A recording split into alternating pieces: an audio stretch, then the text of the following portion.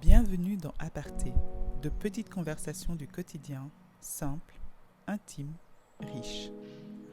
Aujourd'hui, nous partons à la rencontre de Mireille, Lima ou Queen Lima pour les intimes.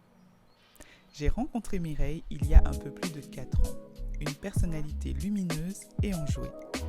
Je l'ai connue avant que ne lui soit diagnostiquée la sclérose en plaques et je l'ai vue se transformer au fil des mois, des années, comme une chenille obligée par l'adversité de sortir de sa chrysalide pour devenir papillon.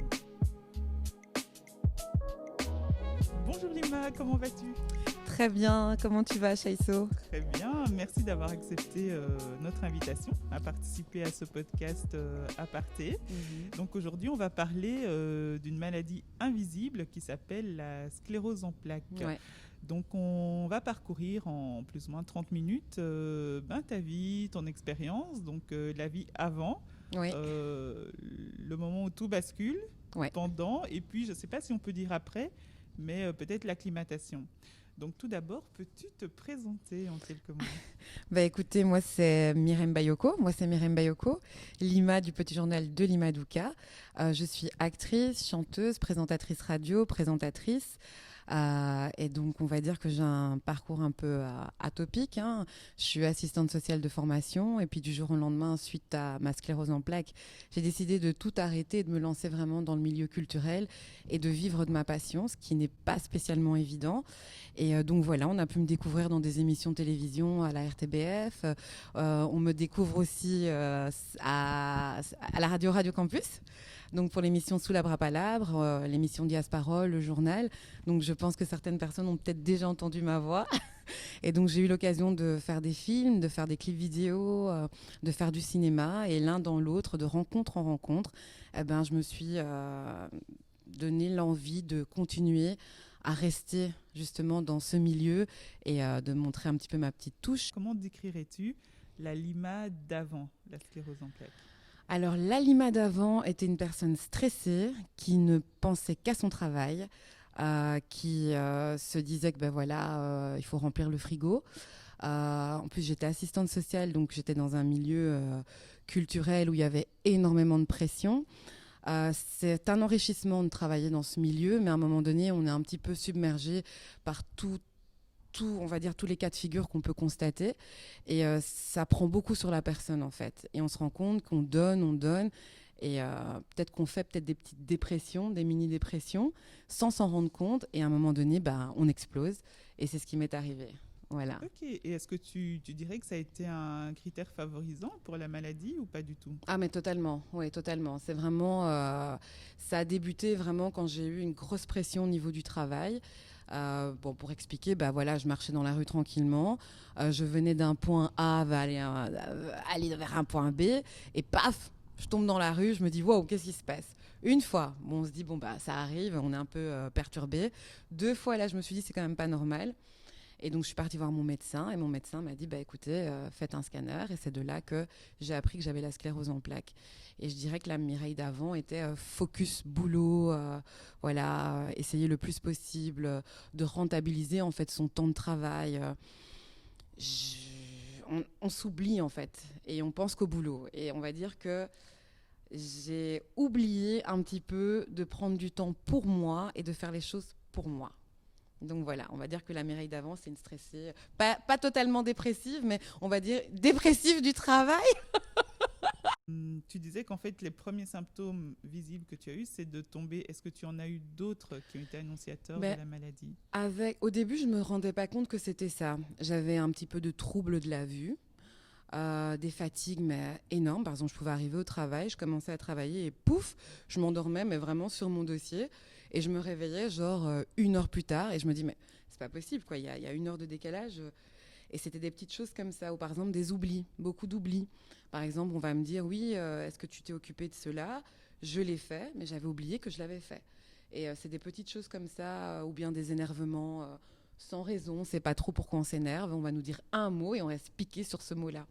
Et c'est là que je dis, c'est bizarre, mon comportement change. Mais bon, voilà, on met ça sur le coup du stress. Et donc, je pense que ça a commencé bien avant le fait que je tombe. En fait, le fait que je tombe, c'était un petit peu la conséquence de tout ce stress et le fait que la maladie prenait de plus en plus de place. C'était un peu le dernier warning, quoi. Voilà, on va dire que c'était le cri, le cri du Seigneur, maintenant tu vas te calmer. Exactement. Tout à fait. Et donc, qu'est-ce que tu fais une fois que tu vois tous ces symptômes et que tu dis il faut que je consulte? Qui vas-tu consulter? Est-ce que tu en parles d'abord à ta famille? Est-ce que tu vas sur Doctissimo? Écoutez, quand on est pris dans un engrenage de travail où on nous demande toujours d'être rentable, on nous demande toujours de produire le maximum et au final, on ne se rend pas compte qu'on est dans une situation difficile parce qu'on est dans le travail, il faut que ça tourne et bon, il faut dire ce qui est. Voilà, notre employeur, si ça tourne, c'est tout ce qui lui... C'est tout ce qui l'arrange, quoi. Je veux pas dire que toutes les personnes sont que des numéros, mais il faut savoir que le travail, c'est pas la vie. Mais quand on se met dans la tête que voilà, non, il faut que je rentabilise, il faut que je travaille, il faut que je fasse les choses, on a tendance à faire abstraction de son corps et de pas du tout s'écouter. Or que justement, si vous commencez du jour au lendemain à pleurer sans raison, c'est pas normal. Si vous avez des sensations de douleur au ventre quand vous allez au travail, c'est pas normal. Quand on vous dit quelque chose et que vous ne savez pas vous remettre en question parce que vous sentez qu'on vous attaque, c'est pas normal. C'est qu'il y a un cycle qui fait que vous n'êtes plus dans un rythme de travail sain et votre corps vous parle. Et je pense que c'est vraiment important de s'écouter. Et à ce moment-là, moi, je ne me suis pas écoutée. Il a vraiment fallu que je tombe, que je voie le médecin, que je fasse cet IRM, que je vois marqué sur un bout de papier SEP pour que je réalise que j'ai une sclérose en plaques. Sinon, je pense que j'aurais continué comme ça et ça aurait été pire parce que là, les symptômes auraient été beaucoup plus visibles. Parce que là, c'est les symptômes invisibles parce que je sais bien marcher, je ne suis pas en chaise roulante ou quoi que ce soit. Mais moi, j'ai beaucoup de symptômes invisibles. Ok, et donc, qu'est-ce que la sclérose en plaques? La sclérose en plaques, c'est une maladie, c'est une maladie du système nerveux central. En fait, ce qui veut dire que ça attaque le système nerveux. Donc, quand le cerveau envoie des signaux, par exemple, aux différents membres, que ce soit les mains, les pieds ou quoi que ce soit, moi, il y a une déformation parce que ce qui entoure le nerf, c'est la myéline. Moi, ma myéline, elle est attaquée. Donc, ça veut dire que c'est comme si on envoie je vous envoie un message. Mon message, il est un peu... il dérive, il est dévié et il ne vous envoie pas la totalité des mots parce que je suis attaquée au niveau de ma myéline. Et donc, au fur et à mesure qu'on est attaqué et qu'on a des lésions dans le cerveau, ça veut dire qu'on va avoir des symptômes de plus en plus aggravants. Okay. Voilà. Et donc, quand tu as consulté un médecin, que tu as eu ton IRM et puis que tu as vu le diagnostic, est-ce qu'on peut définir à quelle phase on est et quels seront les prochains symptômes ou comment freiner justement la maladie? Tout à fait. En fait, à partir du moment où on fait l'IRM, on sait voir combien il y a de lésions dans le cerveau et on sait plutôt dire à quel stade on est de la maladie. Donc c'est pour ça que, heureusement pour moi, j'étais à un stade où mon corps n'a pas été touché. On va dire que c'est plus au niveau nerveux que j'ai plus de séquelles, mais je veux dire, je me retrouve pas en chaise roulante. Mais maintenant, j'ai pu avoir un traitement excessivement vite. Parce qu'on a détecté que j'avais une SEP, on a vu qu'il y avait différentes lésions dans mon cerveau et mon médecin a été assez rapide. Et donc, à ce moment-là, j'ai pu avoir un traitement rapidement, mais c'est un traitement à base de cortisone qui est extrêmement épuisant. Il faut aller au début à l'hôpital, on doit voir son médecin régulièrement, on doit d'abord aussi sentir si ce traitement nous convient ou pas. Et évidemment, qui dit traitement, on l'adhère ou on n'adhère pas. Et donc moi, dans le premier cas, ça n'allait pas spécialement bien. C'était pas quelque chose que je pouvais supporter facilement. Une grosse prise de poids, et c'est tout des choses comme ça. Donc moi, je dirais, à partir du moment où on sent qu'il y a quelque chose de bizarre dans son corps, on va voir son médecin. Et si on nous dit d'aller faire une IRM, ça veut dire que tout s'enclenche. Donc je ne peux pas dire qu'à un tel moment, on peut dire, il faut que j'aille voir un médecin. C'est toi, entre guillemets, et ta chance si tu t'écoutes, en fait. Tout à fait. Ouais. Et donc, du coup, on a parlé de la Mireille avant oui. et la Mireille pendant. Donc, la Mireille qui découvre sa maladie. Comment est-ce que tu as réagi? Comment est-ce que tu as pris les choses en main ou pas? Est-ce que tu as eu une phase de déni, une phase de colère, toutes ces étapes de deuil peut-être de ta vie d'avant, jusqu'à accepter et puis finalement à faire avec et adapter ta nouvelle vie? Franchement, c'est très très bizarre. Je me suis pas sentie spécialement mal. Je me suis dit, mon corps me parle. Et il est temps que tu arrêtes, en fait. Il est temps que tu arrêtes de courir à gauche et à droite, que tu te poses à un moment donné et que tu te dises, voilà, qu'est-ce que tu veux faire, en fait, de ta vie ? Est-ce que cette vie où tu gagnes bien ta vie, en courant de gauche à droite, où tu as un boulot relativement stable, est-ce que c'est ça que tu veux ? Ou tu veux peut-être explorer d'autres, je ne sais pas quel mot je peux utiliser, d'autres aspects de ta personnalité. Et en fait, pour moi, ça a été un déclic. Et ça a été un déclic en me disant, c'est maintenant ou jamais. Donc, à partir de maintenant, je ferai tout ce que je veux. Donc, je ne l'ai pas pris de manière négative. Ce qui est négatif, c'est plus les traitements. C'est, on va dire, le côté où tu n'as pas spécialement envie d'expliquer aux gens. De toute façon, les gens ne comprennent pas. De toute manière, tu peux expliquer... Qu'est-ce qu'ils ne comprennent pas ? Par exemple, ils ne comprennent pas que la maladie va te changer. Ils ne comprennent pas que ton comportement sera différent. En quel sens ? Qu'est-ce qui a changé ? Moi, par exemple, quand je suis fatiguée, je ne peux plus... Oui, quand je suis fatiguée... Désolée, j'aimais bien le micro. Quand je suis fatiguée, ça se voit extrêmement fort. Le bruit me dérange, parfois même le bruit des enfants me dérange. Et voilà, j'ai pas envie de faire quelque chose, j'ai pas envie de le faire. Et je suis devenue, entre guillemets, plus en écoute avec moi-même. Et les gens ont un peu du mal. On va dire que je suis devenue plus sèche, plus ferme.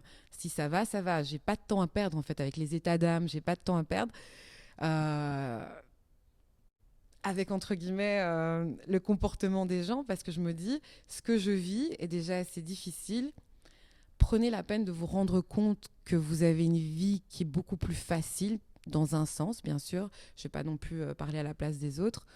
Donc, voilà, quoi, les petites choses un petit peu que je trouve ridicules, j'ai tendance à un peu rentrer dedans ou carrément être un peu plus stricte, et ça fait peur parfois. Ça donne une autre perspective de vie. En fait, ça libère aussi quelque part parce qu'on revient à l'essentiel et on voit tout le superflu que les gens peuvent accumuler, qu'on accumulait peut-être soi-même.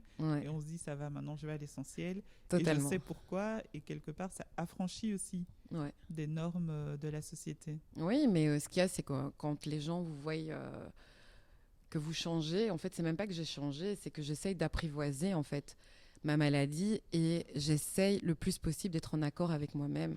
Et je pense sincèrement que ça peut parfois faire peur. Et en fait, je me suis retrouvée à perdre énormément d'amis qui ne comprenaient pas que non, j'ai pas envie de sortir, non, je suis fatiguée, non, je veux me focaliser sur moi, non, j'ai pas envie de passer 3 heures à t'écouter, je suis désolée. Non, désolée, surtout que on t'a expliqué 1000 fois les choses, mais tu veux pas comprendre. Désolée, hein.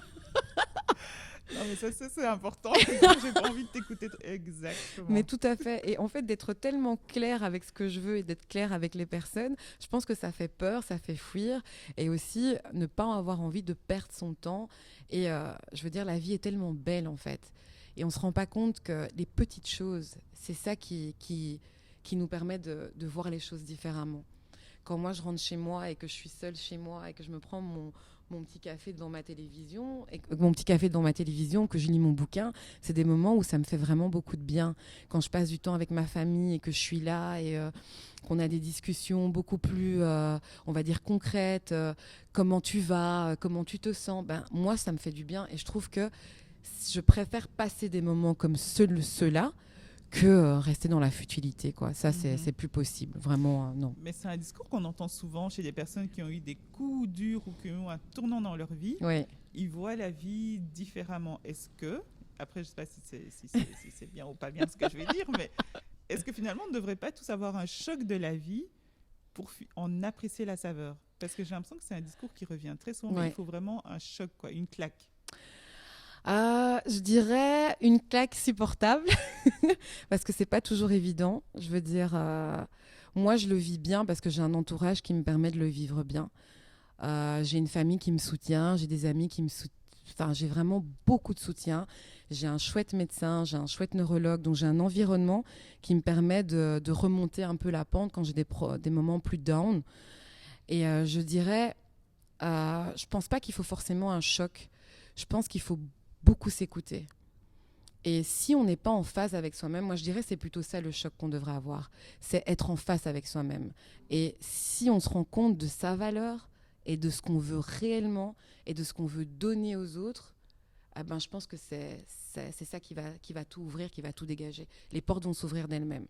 Ouais. Waouh, Et oui. comme c'est beau. Et donc, en parlant de portes, justement, Oui.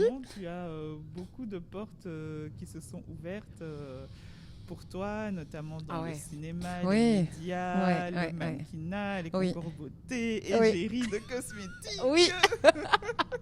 Donc, est-ce que tu peux nous partager un peu déjà ce cheminement? Donc, qu'est-ce qui t'a décidé, comme tu l'as dit en début d'émission, à faire ces choix-là? Et comment est-ce que tu te prépares à toutes ces nouvelles casquettes? Déjà, ce qui m'a décidé, c'est un coup de tête. Comme je vous l'avais dit, je me suis dit, c'est maintenant ou jamais. Et tu vas faire ce que tu veux. Et on va dire la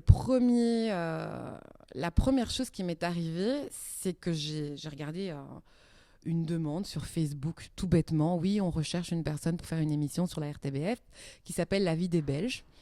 Et je me suis dit, allez, on essaye, on tente le coup.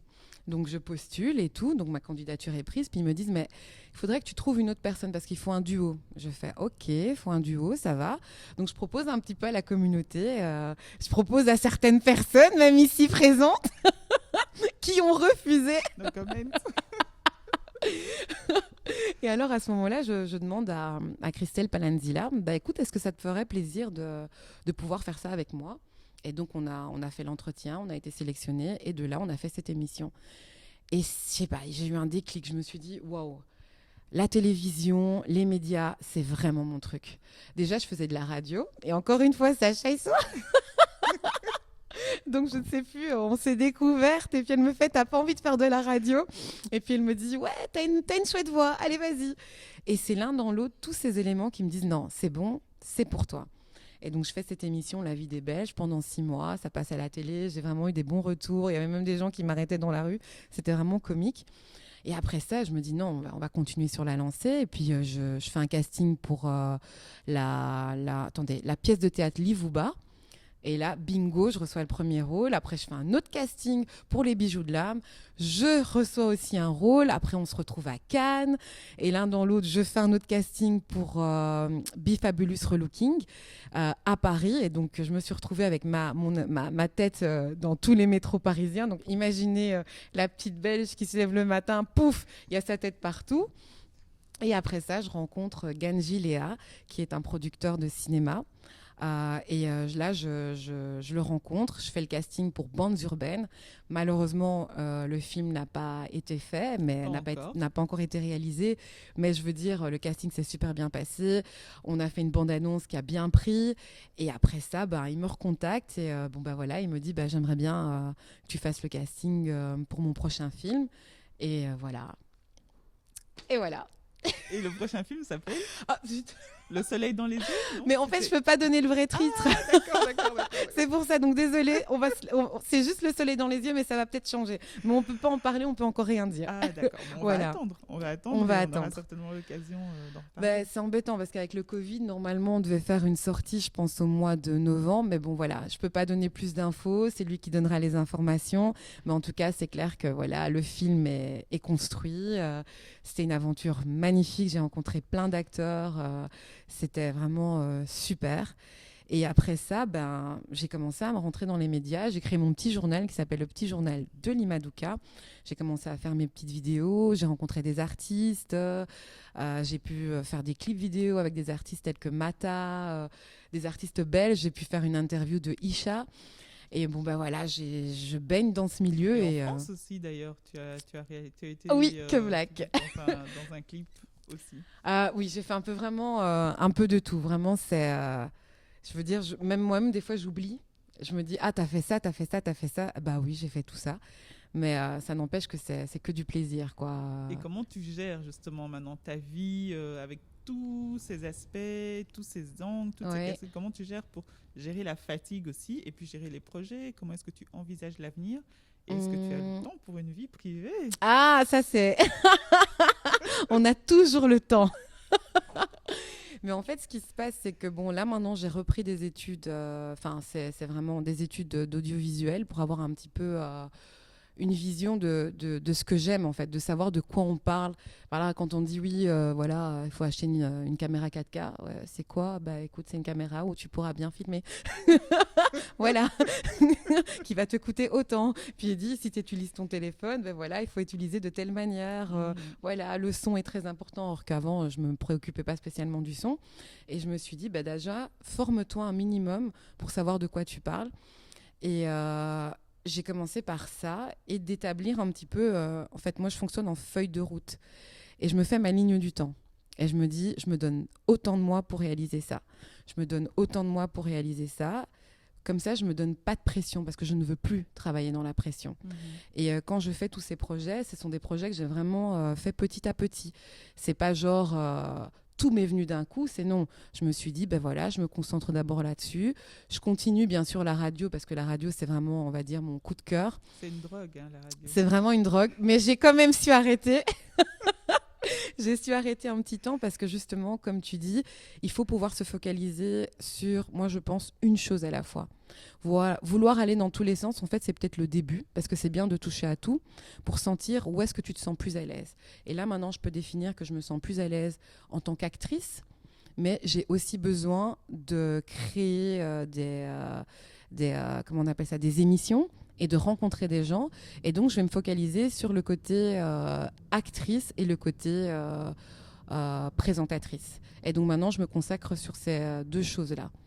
Et bon, voilà, si maintenant on m'appelle pour faire des photos ou quoi que ce soit, je ne vais pas dire non. Mais si mon agenda ne me le permet pas, je vais refuser. Parce que je me dis, ça ne sert à rien de courir dans tous les sens. Si c'est pour toi en fait. Donc, il n'y a rien qui presse. Simplement, donne-toi les objectifs de commencer quelque chose et de le terminer. Et c'est pour ça qu'avec le petit journal, je l'ai commencé en 2016.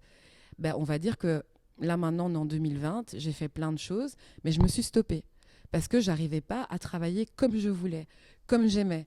Et je veux dire, en pouvant rencontrer les gens, passer à faire des montages, je déteste ces montages. J'ai horreur de ça. Voilà. Et donc, je me suis dit, voilà, c'est mieux de travailler comme ça. Et moi, ça me convient pour avoir une qualité